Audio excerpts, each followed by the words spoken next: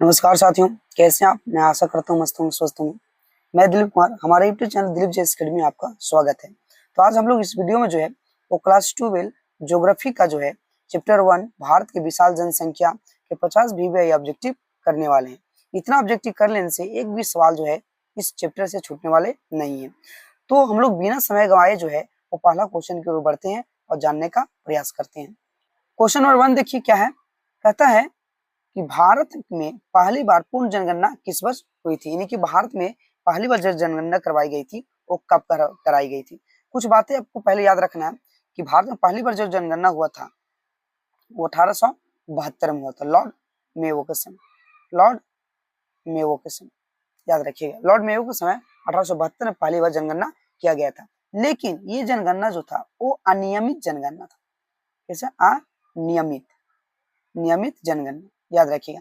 लेकिन 1872 के बाद जो है 1872 के बाद 1881 में जो है वो लॉर्ड रिपन के समय, लॉर्ड रिपन के समय जो है वो संपूर्ण भारत में पूर्ण जनगणना कराई गई थी। तो यहाँ पे देखिए ऑप्शन में क्या दिए हुए हैं, 1872 1881, तो इसका राइट आंसर 1881 हो जाएगा।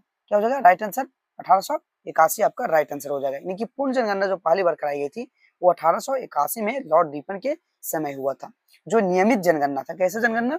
नियमित जनगणना। साथ ही याद रखिएगा कि जनगणना क्या होता है, तो जन प्लस गणना, यानी कि जन माने लोग होता है, गणना माने गिनती, यानी लोगों का गिनना ही जनगणना होता है।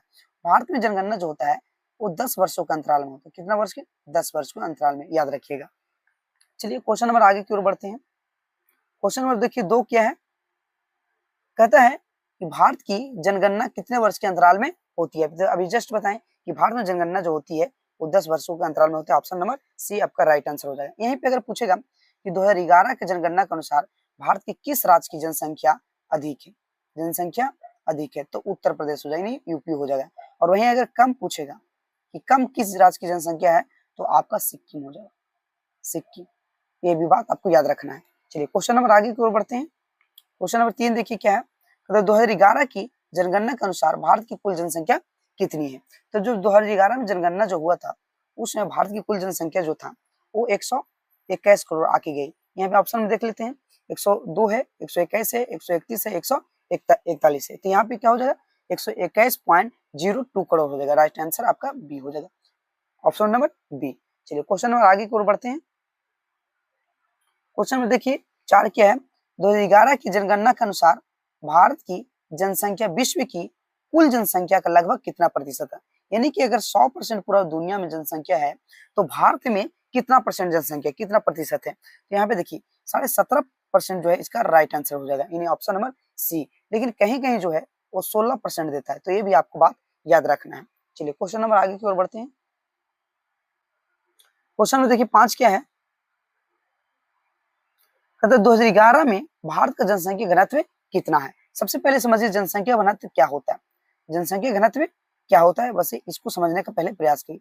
जनसंख्या घनत्व तो प्रति वर्ग किलोमीटर में, प्रति वर्ग किलोमीटर में रहने वाले लोगों की संख्या को जनसंख्या घनत्व कहा जाता है। तो 2011 में जो जनगणना हुआ था उसके अनुसार बताना है कि भारत की जनसंख्या घनत्व कितना। तो इस समय भारत की जनसंख्या घनत्व आकी गई थी 382 व्यक्ति प्रति वर्ग किलोमीटर, 382 व्यक्ति प्रति वर्ग किलोमीटर नापी गई थी, यानी मापी गई थी, आकी गई थी, याद रखिएगा। साथ ही यहाँ पे समझना है कि ये पूरा भारत में औसत निकला, यानी पूरा भारत की बात हो रहा है, ये किसी राज्य की नहीं बल्कि पूरा भारत की बात हो रहा है। यहाँ पे देखिए ऑप्शन में देख लेते हैं क्या है। यहाँ पे दिया हुआ है देखिए 300 जो है 24 व्यक्ति प्रति वर्ग किलोमीटर, 382 व्यक्ति प्रति वर्ग किलोमीटर और 400 व्यक्ति प्रति वर्ग किलोमीटर और 450 व्यक्ति प्रति वर्ग। यहाँ पे राइट आंसर हो जाएगा आपका बी, बी आपका राइट आंसर हो जाएगा। तो आपको याद रखना है। कुछ और बात इसमें याद रखिएगा, अगर आपसे पूछेगा कि 2011 की जनगणना के अनुसार, 2011 के जनगणना के अनुसार जो है वो किस राज्य की जनसंख्या घनत्व अधिक था, किस राज्य की जनसंख्या घनत्व अधिक था, तो आपका बिहार हो जाएगा। क्या हो जाएगा? बिहार। याद रखिएगा 1106 व्यक्ति प्रति वर्ग किलोमीटर। वहीं अगर पूछेगा कि किस राज्य की जनसंख्या सबसे कम था, सबसे कम, तो आपका हो जाएगा अरुणाचल प्रदेश। क्या हो जाएगा? अरुणाचल प्रदेश। अरुणाचल प्रदेश का राइट आंसर हो जाएगा 17 व्यक्ति प्रति वर्ग किलोमीटर, यानी कि अरुणाचल प्रदेश में एक 1 किलोमीटर में 17 व्यक्ति ही रहते हैं और बिहार में जो है 1 किलोमीटर में 106 व्यक्ति रहते हैं। यहाँ पे पूछेगा कि जनसंख्या घनत्व भारत में किस राज्य की है ज्यादा, जो आपका बिहार हो जाएगा, और सबसे कम अरुणाचल प्रदेश हो जाएगा। तो इसका तो राइट आंसर आपका 382 व्यक्ति ही प्रति वर्ग किलोमीटर है। चलिए क्वेश्चन नंबर आगे की ओर बढ़ते हैं। क्वेश्चन नंबर 6 देखिए क्या है। कहते 2011 के अनुसार भारत में सर्वाधिक जनसंख्या वाला राज्य कौन सा था। यानी 2011 में जनगणना हुआ, उसके अनुसार सबसे अधिक जनसंख्या घनत्व वाला राज्य कौन है। तभी जस्ट बताएं, आपका बिहार 1106 व्यक्ति के लेकर 1106 व्यक्ति प्रति वर्ग किलोमीटर। चलिए क्वेश्चन नंबर आगे देखिए क्या है। कहते 2011 के अनुसार भारत में सबसे कम जनसंख्या वाला राज्य कौन सा था। यानी सबसे कम जनसंख्या, यहाँ जनसंख्या घनत्व नहीं बल्कि जनसंख्या पूछा जा रहा है। तो कम सबसे किसके पास था, तो सबसे ज्यादा जो कम था वो सिक्किम के पास। अभी जस्ट हम बता गए सिक्किम, किसके पास, सिक्किम के पास। आपका राइट आंसर आपका बी हो जाएगा। चलिए क्वेश्चन नंबर आगे की ओर देखिए क्या है। क्वेश्चन नंबर देखिए 8 क्या है। कहता है 2011 में भारत की जनसंख्या वृद्धि दर लगभग कितनी थी। यानी कि 2011 की जो जनगणना हुआ उसके अनुसार बताना है कि भारत में जनसंख्या वृद्धि दर कितनी है। तो ऑप्शन में देखिए क्या है, 12.64%, 17.64%, 22.64%, उसके बाद 27.46।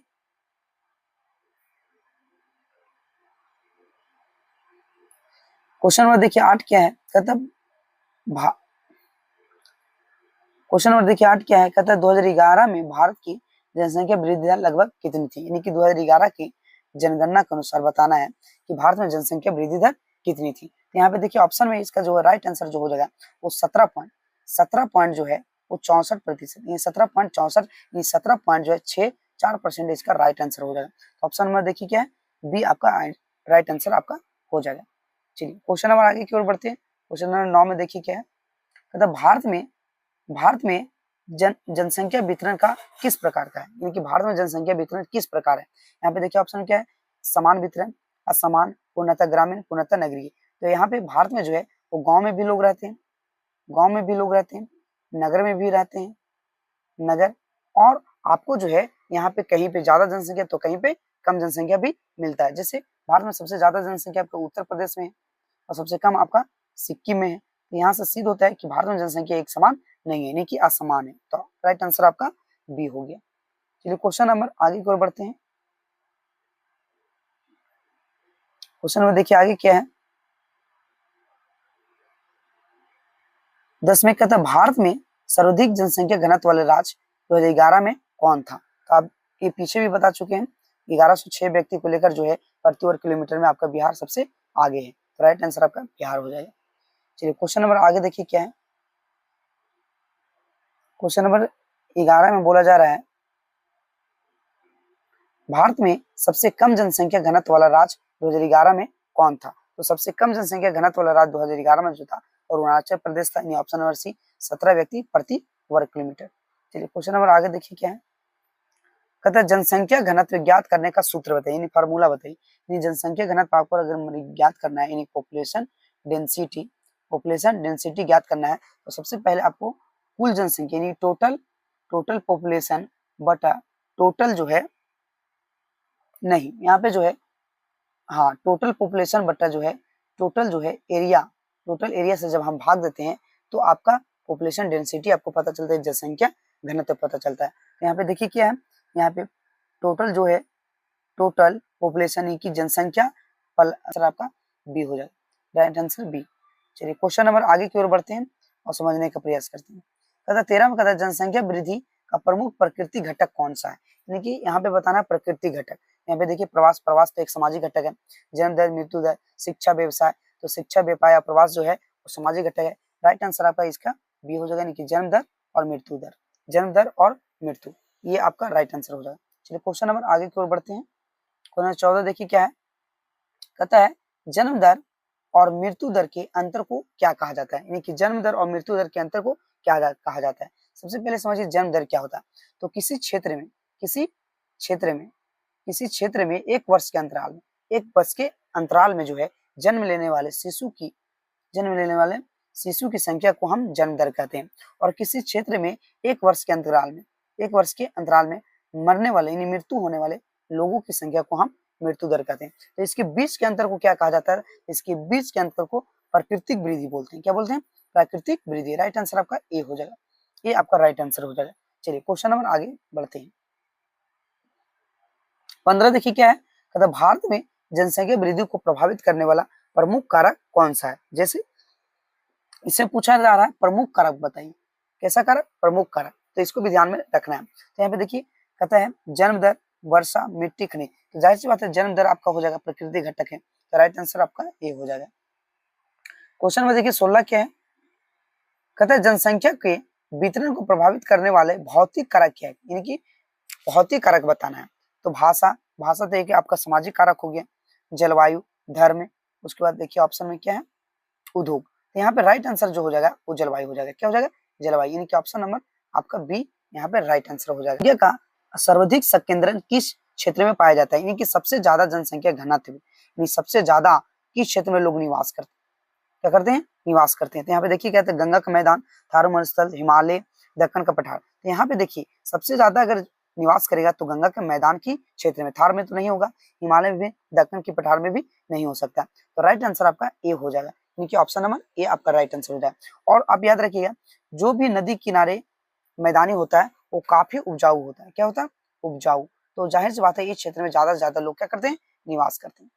चलिए क्वेश्चन नंबर आगे की ओर बढ़ते हैं। 18 में देखिए क्या है, कहते जनसंख्या की दृष्टि से भारत का सबसे बड़ा राज्य कौन सा है? तो हम आपको बताए थे कि सबसे 2011 के जनगणना के अनुसार सबसे ज्यादा अगर जनसंख्या किसके पास है तो यूपी के पास है, और सबसे कम जो है, सबसे कम तो आपका सिक्किम के पास है। तो यहाँ पे यही पूछा जा रहा है कि जनसंख्या की दृष्टि से बताइए सबसे बड़ा राज्य भारत में कौन है? तो आपको उत्तर प्रदेश हो जाएगा, राइट आंसर आपका बी हो जाएगा। कितना है? तो लगभग जो है वो 21 से 23 करोड़ के लगभग में पाया जाता है। चलिए क्वेश्चन नंबर आगे की बढ़ते हैं।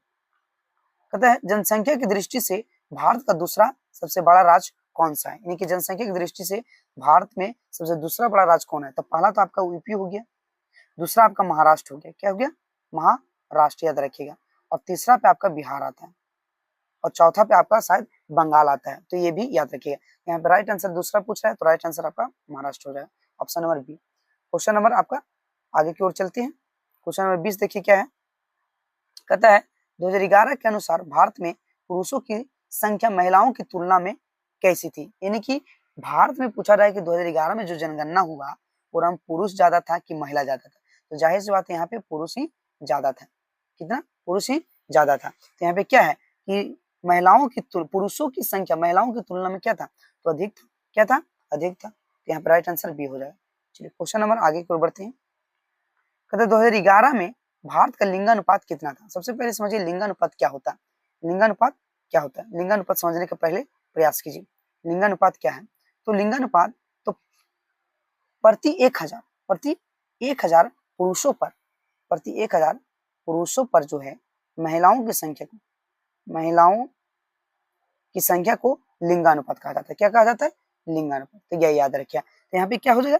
राइट आंसर यहाँ पे हो जाएगा वो 943 महिला, यानी कि 2011 के जनगणना के अनुसार जो है वो भारत में 1000 पुरुष पर 943 महिलाएं हैं। कितना है? 943। अगर यहीं पे पूछेगा सबसे ज्यादा लिंगानुपात किस राज्य की सबसे अधिक है तो केरल की। किसका? केरल की, याद रखिएगा। और सबसे कम अगर है तो हरियाणा की। किसका? हरियाणा की। तो ये भी आपको याद रखना। चलिए क्वेश्चन नंबर आगे की ओर बढ़ते हैं।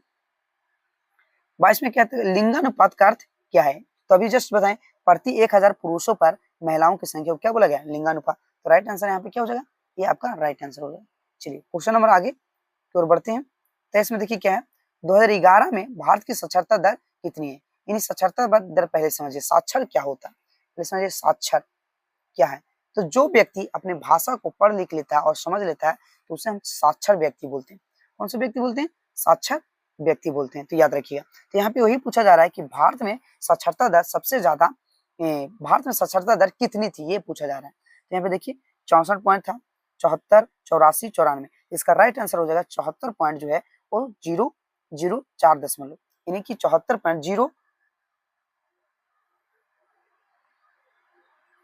क्वेश्चन नंबर देखिए 11, क्वेश्चन नंबर देखिए क्या, क्वेश्चन नंबर 23 देखिए क्या है, कहता है 2011 में भारत की साक्षरता दर कितनी थी? सबसे पहले समझिए आपका साक्षरता क्या होता है। तो साक्षर व्यक्ति उसे बोलते हैं जो अपने भाषा को क्या कर लेता है, पढ़ लिख लेता है, तो उसे हम साक्षर व्यक्ति कहते हैं। तो 2011 की जनगणना के अनुसार जो है वो भारत में साक्षरता दर कितनी, यानी कि कितने पढ़े लिखे लोग थे। तो 2011 की जनगणना के अनुसार जो है भारत में जो है कुल पढ़े लिखे जो थे वो 74.04% थे। वहीं अगर भारत के किस राज्य में सबसे ज्यादा पढ़े लिखे लोग था, तो केरल में था। कहाँ पे? केरल में। कितना? तो 93 पॉइंट कुछ परसेंट थे। और वहीं पे अगर सबसे कम बोलेगा कि कम सबसे किसके पास है, तो बिहार का। किसका? बिहार का। यानी सबसे कम साक्षरता वाला राज्य जो है बिहार है। यहाँ पे 61.8% था। तो ये भी आपको याद रखना है। तो यहाँ पे राइट आंसर देख लीजिए क्या है, राइट आंसर आपका बी हो जाएगा, यानी कि 74.04%। चलिए क्वेश्चन नंबर आगे की ओर बढ़ते हैं। क्वेश्चन नंबर देखिए 24 क्या है, कहता है 2011 के अनुसार भारत में पुरुष साक्षरता दर कितनी थी, यानी कि पुरुष यानी मेल जो है वो कितने पढ़े लिखे थे। तो देखिए मेल जो पढ़े लिखे थे वो 82 पॉइंट जो होता है वो 14%, इनके राइट आंसर आपका बी हो जाएगा। चलिए क्वेश्चन नंबर आगे की ओर बढ़ते हैं। क्वेश्चन नंबर देखिए आगे क्या है, कहता है 25 में 2011 के अनुसार भारत में महिला साक्षरता दर लगभग कितने परसेंट थे, ये भी आपको याद रखना। तो यहाँ पे देखिए क्या है, यहाँ पे जो है वो लगभग में जो यहाँ पे था वो 65% के आसपास में था। यानी कितना परसेंट? 65, यानी 65.46%, यानी कि राइट आंसर आपका बी हो जाएगा। चलिए क्वेश्चन नंबर आगे की ओर बढ़ते हैं। कहता है 26 में भारत में जनसंख्या की दृष्टि से सबसे अधिक नगरीकृत क्षेत्र कौन सा था, यानी कि भारत में जनसंख्या की दृष्टि से सबसे अधिक नगरीकृत क्षेत्र कौन सा था। तो यहाँ पे देखिए पर्वतीय क्षेत्र, महानगरीय क्षेत्र, मरुस्थलीय क्षेत्र, वन क्षेत्र। तो जाहिर सी बात है पर्वतीय क्षेत्र में नहीं रहेगा, मरुस्थलीय में भी नहीं रहेगा, वन क्षेत्र भी नहीं रहेगा, तो नगरीय क्षेत्र आपका राइट आंसर हो जाएगा, option number B. Question number आगे को बढ़ते हैं 27 में देखिए, कहता जनसंख्या परिवर्तन का सामाजिक और आर्थिक घटक कौन सा है, यानी कि सामाजिक और आर्थिक घटक बताना है जनसंख्या परिवर्तन के। तो प्रवास यहाँ पे देखिए, वर्षा, तापमान, मिट्टी। तो यहाँ पे देखिए सामाजिक घटक क्या होता है, तो जब यहाँ पे कि कोई व्यक्ति जो है इलाज या शिक्षा व्यवस्था को लेकर या विवाह सामाजिक घटक की इसके लेकर प्रवास करता है या रोजगार के लिए प्रवास करता है, रोजगार के लिए, तो ये जो रोजगार के लिए जो प्रवेश करता है यानी प्रवास करता है तो आर्थिक घटक हो गया, और जो विवाह हो गया या शिक्षा हो गया या अन्य भी सामाजिक कार्यों से तो सामाजिक घटक हो गया। यहाँ पे जो होगा वो क्या हो जाएगा, राइट आंसर आपका प्रवास हो जाएगा। क्या हो जाएगा? प्रवास। चलिए क्वेश्चन नंबर आगे की ओर बढ़ते हैं। क्या है क्वेश्चन नंबर आगे में, कहता है एक स्थान से दूसरे स्थान पर लोगों का स्थानांतर क्या कहा जाता है, यानी कि एक स्थान से दूसरे स्थान पे, यानी कि एक स्थान से दूसरे स्थान पे जो जाता है लोग प्रवास करता है, यानी कि एक जगह दूसरे जगह जाके रहता निवास करता है, तो उसे क्या कहा जाता है। तो देखिए यहाँ पे जनसंख्या वृद्धि है, प्रवास है, जन्म दर, मृत्यु है, तो इसका राइट आंसर क्या हो जाएगा? प्रवास हो जाएगा, ऑप्शन नंबर बी। चलिए क्वेश्चन नंबर 29 देखिए क्या है, कहता ग्रामीण क्षेत्रों से नगरों की ओर होने वाला प्रवास मुख्यतः किस कारण से होता है। तो जाहिर सी बात है अगर गांव से जो है वो नगर की ओर जो है वो प्रवेश कर रहा है, यानी कि जा रहा है, प्रवास कर रहा है नगर की ओर, तो ज्यादा से अधिकतम अगर देखा जाता है तो सिर्फ और सिर्फ रोजगार देखा जाता है। रोजगार की ओर जो है वो सबसे ज्यादा प्रवास करता है गांव से नगर की ओर। तो यहाँ पे क्या हो जाएगा? राइट आंसर ये हो जाएगा रोजगार। क्या हो जाएगा? रोजगार यहाँ पे राइट आंसर हो जाएगा, तो याद रखिएगा। चलिए क्वेश्चन नंबर आगे की ओर बढ़ते हैं और समझने के प्रयास करते हैं। 30 में देखिए क्या है, कहता है भारत में जनसंख्या के वितरण को प्रभावित करने वाला आर्थिक कारक कौन सा है। आर्थिक कारक यानी कि जनसंख्या को प्रभावित करने वाला आर्थिक कारक, यानी आर्थिक कारण मैंने समझ ली तो वित्त व्यवस्था समझ, यानी रुपये पैसा से संबंधित समझ ली। तो यहाँ पे उद्योग है, पर्वत है, जलवायु, नदियां, तो जाहिर सी बात है उद्योग को यहाँ पे राइट आंसर हो जाएगा, ये आर्थिक घटक है। चलिए क्वेश्चन नंबर आगे की ओर बढ़ते हैं। 31 में क्या है, कहता भारत में अधिक जनसंख्या घनत्व का प्रमुख कारण क्या है। उपजाऊ भूमि का होना, अत्यधिक पर्वतीय क्षेत्र होना, मरुस्थल होना, कठोर जलवायु होना। तो जाहिर सी बात है जहां पे उपजाऊ भूमि रहेगा, कैसा भूमि? उपजाऊ भूमि रहेगा, तो उसी क्षेत्र में लोग ज्यादा से ज्यादा निवास करेंगे, तो राइट आंसर आपका क्या हो जाएगा? ये हो जाएगा, यानी कि ऑप्शन नंबर ए उपजाऊ भूमि। चलिए क्वेश्चन नंबर आगे देखिए क्या है, कहता गंगा ब्रह्मपुत्र के मैदान में जनसंख्या घनत्व अधिक होने का प्रमुख कारण क्या है, यानी कि सबसे ज्यादा जो है ये वाला गंगा के मैदान में क्यों रहता है, यहाँ पे जनसंख्या सबसे ज्यादा क्यों रहता है। सबसे ज्यादा क्यों रहता है, इसके बारे में बताना है, सबसे ज्यादा क्यों रहता है। तो यहाँ पे देखिए ऑप्शन में देख लेते हैं क्या है, उपजाऊ मिट्टी, कम वर्षा, उच्च तापमान, खनिजों की कमी। तो यहाँ पे राइट आंसर हो जाएगा क्या, उपजाऊ मिट्टी। चलिए क्वेश्चन नंबर क्या है 33 में, कहता भारत में जनसंख्या वृद्धि की सबसे तीव्र अवधि किस दशक को माना गया, यानी कि सबसे ज्यादा जनसंख्या वृद्धि हुआ वो किस दशक में हुआ, क्योंकि आपको पता है कि दशक का मतलब होता है 10 वर्ष, तो 10 वर्ष के अंतराल में भारत में क्या होता है, जनगणना होती है। तो यहाँ पे देखिए 1901 से 11, 1951 से 61, 1961 से 71, 1971 से 81। तो इसका राइट आंसर जो हो जाएगा 1961 से 71 के बीच, यानी कि इस बार यहाँ पे जो यहाँ पे देखा गया था 20 जो है 80% जो है जनसंख्या वृद्धि दर देखा गया था। चलिए क्वेश्चन नंबर आगे की ओर बढ़ते हैं। क्वेश्चन नंबर देखिए आगे क्या है, क्वेश्चन नंबर देखिए 34 कहता है 2021 के वर्ष को भारतीय जनसंख्या के इतिहास में किस नाम से जाना जाता है, यानी कि भारतीय जनसंख्या के इतिहास में जो है तो 2021 का काल को किस नाम से जाना जाता है। तो इस समय पहले समझिए, इस समय जो काल था वो एकदम जो था महामारी का काल था, प्लेग यहाँ पे फैला हुआ था। उसके बाद जो है अकाल पड़ गया था, अकाल। तो यहाँ पे जनसंख्या बढ़ने के वजह जो था, बढ़ने के वजह वो घट गया, क्या हो गया, घट गया, इसलिए इसको जो है महान विभाजक वर्ष के रूप में जाना जाता है। तो आपका ऑप्शन नंबर क्या हो जाएगा, ये आपका राइट आंसर हो जाएगा। चलिए क्वेश्चन नंबर क्या है 35 में देखिए क्या है, कहता 1921 के बाद भारत की जनसंख्या कैसी प्रवृत्ति देखी गई, यानी कि 1921 के बाद 1921 में बहुत महामारी, प्लेग जैसे बीमारी और अकाल पड़ गया था, अकाल जैसे बोल तो स्थिति आ गया था, अकाल। तो इसके कारण से है बहुत से ऐसे जनसंख्या जो है वो सब जो है वो बहुत ही कम हो गया था, यानी कि बहुत ही लगातार जो है घटते गया। और यहाँ पे जो जनसंख्या जो कमी हुआ था वो 0 जो है वो 3- चल गया था। लेकिन 1921 के बाद जो है वो जनसंख्या में कैसा परिवर्तन हुआ, लगातार कमी, लगातार वृद्धि, कोई परिवर्तन नहीं, अचानक समाप्ति। तो यहाँ पे हुआ लगातार वृद्धि। अब तक जो है 1921 में ही जनसंख्या जो है वो घटा था, उसके बाद जो है बढ़ते जा रहा है। चलिए तो राइट आंसर आपका बी हो जाएगा। क्वेश्चन नंबर आगे देखिए 36 में क्या है, कहता है जनसंख्या विस्फोट का प्रमुख कारण क्या है। जनसंख्या विस्फोट क्या है पहले समझिए। तो अत्याधिक जनसंख्या, अत्याधिक जनसंख्या को बढ़ जाना ही जनसंख्या विस्फोट कहलाता है। तो देखिए मृत्यु दर में कमी, जन्म दर में अचानक वृद्धि, क्षेत्रफल में कमी, प्रवास में कमी। तो जाहिर सी बात है जन्म दर, यानी कि जन्म दर में अचानक जब वृद्धि होता है तो जनसंख्या विस्फोट कहलाता है। चलिए क्वेश्चन नंबर आए आगे देखिए 37 में क्या है, कहता है जनसंख्या संरचना किसका अध्ययन किया जाता है, यानी जनसंख्या संरचना में किसका अध्ययन किया जाता है, आयु और लिंग की, केवल वर्षा की, केवल मिट्टी की, केवल नदिया की। तो जाहिर सी बात है ये जो है तीनों नहीं होगा, वर्षा नहीं होगा, मिट्टी होगा, यहाँ पे जनसंख्या की बात हो रहा है। तो यहाँ पे आयु हो जाएगा और लिंग हो जाएगा, यानी कि आयु और लिंग, यानी ऑप्शन नंबर ए हो जाएगा। चलिए क्वेश्चन नंबर आगे की ओर बढ़ते हैं। क्वेश्चन नंबर 38 देखिए क्या है, कहता आयु संरचना से क्या पता चलता है, यानी कि आयु संरचना से पता क्या चलता है, यानी कि क्या पता लगता है या क्या पता चलता है। तो यहाँ पे देखिए विभिन्न आयु वर्गों की जनसंख्या, कुल क्षेत्रफल, वर्षा नदी, वर्षा की मात्रा, फसल की। तो जाहिर सी बात है यहाँ विभिन्न आयु वर्ग की जनसंख्या, यानी कि ऑप्शन नंबर ए।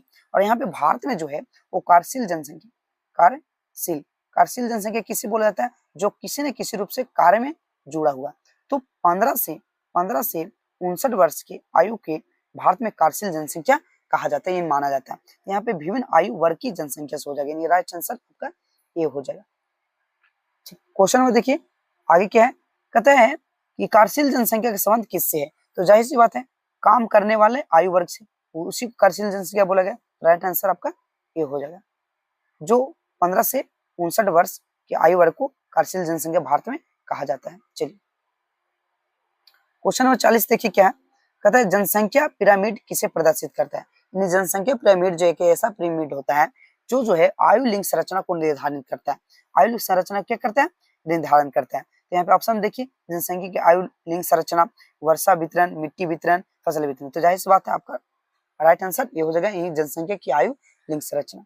चलिए क्वेश्चन नंबर आगे की ओर बढ़ते हैं 41, कहता है भारत में जनसंख्या की अधिकता एक प्रमुख परिणाम क्या है, क्योंकि भारत में अगर जनसंख्या बढ़ेगा, अधिक से अधिक होगा, इसका रिजल्ट क्या निकलेगा, परिणाम क्या निकलेगा, संसाधनों पर दबाव, संसाधनों में वृद्धि, क्षेत्रफल में वृद्धि, वर्षा में वृद्धि। तो जाहिर सी बात है ये तीनों में कोई परिवर्तन देखने को नहीं मिलेगा। जब भी होगा तो संतों पे क्या होगा, दबाव बढ़ेगा। क्या होगा, दबाव। अगर मान ली जाए कि कम व्यक्ति रहता है तो वहां पे देखिए खर्चा कम होता है, लेकिन ज्यादा व्यक्ति जब हो जाता है वहां पे खर्चा भी ज्यादा होता है, और ज्यादा व्यक्ति होने से रोजगार के अवसर भी कम हो जाते हैं, रोजगार के अवसर भी कम हो जाते हैं। तो यहाँ पे क्या हो जाएगा, राइट आंसर ये हो जाएगा, संसाधनों पर दबाव बढ़ेगा, संसाधनों पर क्या बढ़ेगा, दबाव। और जनसंख्या जो है वृद्धि से जो है वो दबाव बढ़ने से रोजगार जो है वो छिन जाता है, जिससे और भी गंभीर समस्या हो जाता है। देखिए आगे क्या है 42 में, कहता है जनसंख्या वृद्धि से किस समस्या में वृद्धि हो सकती है। तो जनसंख्या जब वृद्धि होगा ज्यादा से ज्यादा और तकनीकी ज्ञान नहीं होगा जनसंख्या के बाद, तकनीकी ज्ञान जो है वो जनसंख्या के पास नहीं होगा, तो जाहिर सी बात है वहां पे बेरोजगारी हो जाएगी। क्या हो जाएगा, बेरोजगारी जो है वो चरम सीमा पे पहुंच जाएगा, और बेरोजगारी जो है वो सबसे जो है वो खतरनाक समस्या बोले तो माना जाता है किसी भी देश के लिए। तो यहाँ पे राइट आंसर क्या हो जाएगा, ये हो जाएगा राइट आंसर, ये आपका हो जाएगा। चलिए क्वेश्चन नंबर आगे देखिए 43 में क्या है, कहता है जनसंख्या नियंत्रण के लिए सबसे महत्वपूर्ण उपाय क्या है। यानी जनसंख्या को अगर नियंत्रण करना है, यानी जनसंख्या को कम करना है, जनसंख्या को क्या करना है, कम करना है, तो सबसे अच्छा उपाय क्या है। तो यहाँ पे देखिए परिवार नियोजन, अधिक जन्म, प्रवास बढ़ाना, शिक्षा। तो जाहिर सी बात है परिवार नियोजन। परिवार नियोजन क्या होता है सर, तो परिवार को कम से कम जनसंख्या में लाना परिवार नियोजन होता है, जिसमें जो है नारा भी दिया गया था, हम दो और हमारे दो, हम दो और हमारे दो, ये भी नारा दिया गया था, इसी को परिवार नियोजन को लिए। तो ये भी आपको याद रखना। चलिए क्वेश्चन नंबर आपको आगे बढ़ते हैं, इसका राइट आंसर क्या हो जाएगा, इसका राइट आंसर आपका ए हो जाएगा। क्वेश्चन नंबर देखिए आगे क्या है, कहता है जनसंख्या की गुणवत्ता सुधारने में कौन सा कारक महत्वपूर्ण है। अगर जनसंख्या को गुणवत्ता को सुधारना है, जनसंख्या को बोले तो बेरोजगार नहीं रखना है, ज्यादा से ज्यादा उसे कार्य देना है, तो एक ही उपाय है उसका, शिक्षा को बढ़ोतरी करना। यानी जब जनसंख्या जो है तकनीकी शिक्षा लेगा तो और ज्यादा से ज्यादा जो है शिक्षित होगा, तो कहीं ना कहीं उसका रोजगार जो है उत्पन्न वो कहीं ना कहीं कर ही लेंगे। तो ये आपका राइट आंसर ये हो जाएगा। क्वेश्चन में देखिए 45 क्या है, भारत में जनसंख्या का बड़ा भाग किस प्रकार के क्षेत्र में निवास करता है। यानी कि सबसे ज्यादा अगर जनसंख्या भारत में रहता है तो कहाँ पे रहता है, ग्रामीण में रहता है। यानी कि 2011 के जनगणना के अनुसार अगर देखा जाए, 2011 की जनगणना के अनुसार तो 69% जो है वो गांव में रहता है। कहाँ पे, गांव में, और 31% नगर में रहता है, नगर में। तो सबसे ज्यादा जनसंख्या कहाँ निवास करता है, गांव में। तो यहाँ पे ग्रामीण हो जाएगा, राइट आंसर ए हो जाएगा। वहीं पर अगर पूछेगा कि बताइए किस राज्य में भारत में सबसे ज्यादा नगर में रहते हैं, सबसे ज्यादा नगर में रहते हैं किस राज्य में, तो गोवा हो जाएगा। क्या हो जाएगा, गोवा। यहीं पे अगर पूछेगा कि गांव में सबसे ज्यादा कहाँ रहते हैं, गांव में सबसे ज्यादा कहाँ रहते हैं, तो आपका हिमाचल प्रदेश हो जाएगा, हिमाचल प्रदेश याद रखिएगा, HP हिमाचल प्रदेश हो जाएगा। चलिए क्वेश्चन नंबर आगे की ओर बढ़ते हैं। क्वेश्चन नंबर देखिए क्या है 46, कहता भारत में जनसंख्या वितरण मुख्यतः किससे प्रभावित होता है। तो यहाँ पे दिया देखिए क्या है, यहाँ पे दिया गया है भौतिक और आर्थिक कारकों से, केवल धर्म से, केवल भाषा से, केवल राजनीति से।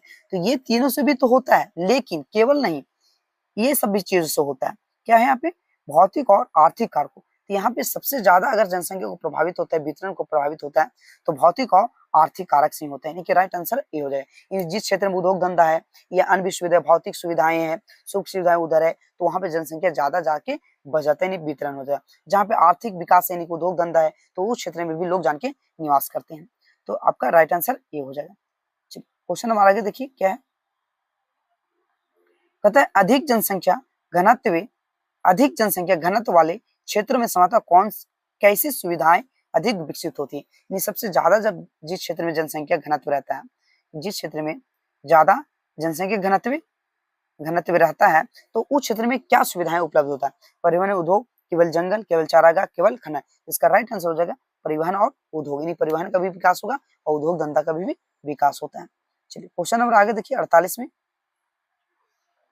क्वेश्चन नंबर 48 देखिए क्या कहता है, जनसंख्या के अध्ययन के लिए सबसे महत्वपूर्ण आधिकारिक स्रोत कौन सा है। जनसंख्या का अध्ययन जो है वो किसके द्वारा किया जाता है, जनगणना के द्वारा, मौसम विभाग के द्वारा, रेलवे विभाग के द्वारा, वन विभाग। तो जाहिर सी बात है जनगणना का जो अध्ययन किया जाता है वो जनसंख्या का जो अध्ययन किया जाता है तो जनगणना के द्वारा, जनगणना हम बताएं जनगणना क्या होता है, जन माने लोग, गणना माने गिनती, इन लोगों की गिनती करना ही जनगणना होता है।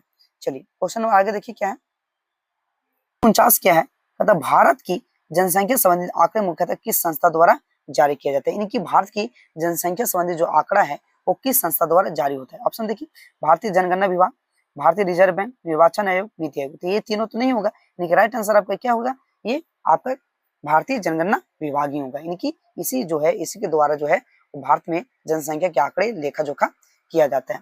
बाकी इसको भी याद रखिएगा आप, इस चीजों का भी आप याद रखने का प्रयास कीजिएगा। इसकी स्थापना जो हुआ था 1935 में हुई थी, भारतीय रिजर्व बैंक, और निर्वाचन आयोग 1950 में हुआ था, और नीति आयोग जो है 2015 में हुआ था। इन नरेंद्र मोदी के काल में किया गया था 1 जनवरी 2015 को।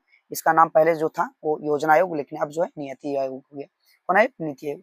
चलिए क्वेश्चन नंबर आगे की ओर बढ़ते हैं और समझने का प्रयास करते हैं। क्वेश्चन में देखिए 50 क्या है, कहता है भारत की विशाल जनसंख्या देश के लिए क्या है। यहाँ पे ऑप्शन देखिए, केवल समस्या है, केवल संसाधन है, मानव संसाधन के साथ साथ चुनौती है, इनमें से कोई नहीं। तो जाहिर सी बात है, जनसंख्या अगर बढ़ेगा, विशाल जनसंख्या होगा, तो मानव संसाधन तो बढ़ेगी, लेकिन साथ साथ चुनौती भी होगा, क्योंकि रोजगार की अवसर जो है कम हो जाता है जनसंख्या ज्यादा होने से, और यहाँ पे बेरोजगारी की स्थिति हो जाता है। तो मानव संसाधन के साथ साथ जो है वो चुनौती भी है। तो ये 50 क्वेश्चन सभी जो है वो VVI क्वेश्चन थे, अपने आप में महत्वपूर्ण क्वेश्चन थे। इतना क्वेश्चन अगर कर लेते हैं तो इस चैप्टर से एक भी सवाल छूटने की संभावना नहीं बनती।